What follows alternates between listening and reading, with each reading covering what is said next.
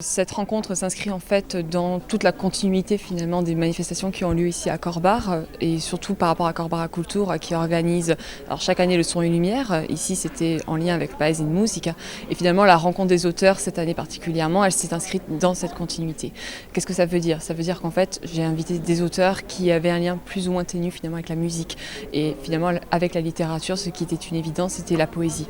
Mais il y a d'autres choses également, il y a eu de nombreux essais. On a également des aquarellistes. On a eu des interventions musicales cette année. La nouveauté par rapport aux deux autres éditions dont je me suis occupée cette année, c'est qu'on a eu une intervention musicale de Cetera, de flûte et de violon, avec le duo Avanzat, donc qui est composé de Bernard Pazzoni et de Domenico Ottavi.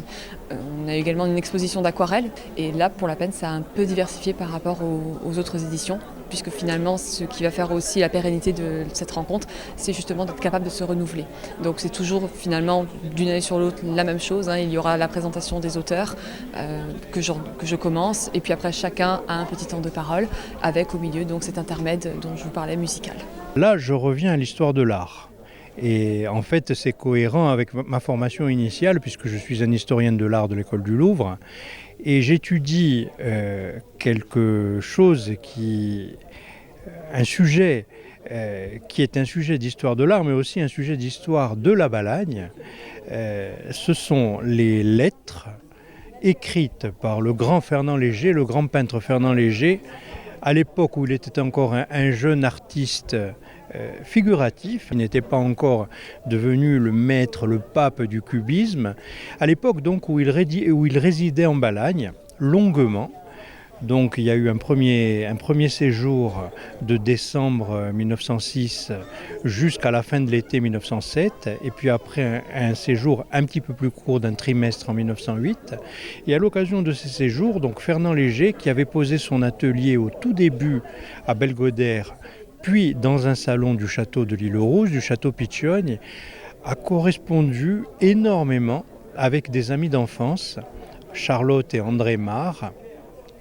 Et à l'occasion donc, de cette correspondance, il a détaillé les paysages qu'il a découverts, la lumière qui l'a fasciné et aussi les personnages très intéressants, très attachants qu'il a rencontrés au cours de ses séjours. Mi sono affacata oggi per presentare due libretti. Allora, o primo è Leo stesso, che ha avuto il premio di un libro corto anno. E o secondo è Sciditi pur Menom, che è di fatto a seguito di lei stesso. E sono due libri scritti mi scuso, in o genere di prosa poetica, tanto temos tu mischio tra a noeda e a poesia. Tutti i testi sono scritti a prima persona di singular e c'è un scopo di mettere in risalto o parla su Tanacho, soprattutto perché io sono di Giannuccio e Vodumusha che giusto appunto sta lì a Kuatar di parvia di lingua che amuscem perché in i miei testi non c'è mica un logo divinito, c'è solo a lingua gorza e temo questo personaggio o parecchi personaggi che parlano a prima persona e di fatto una specie di introspezione.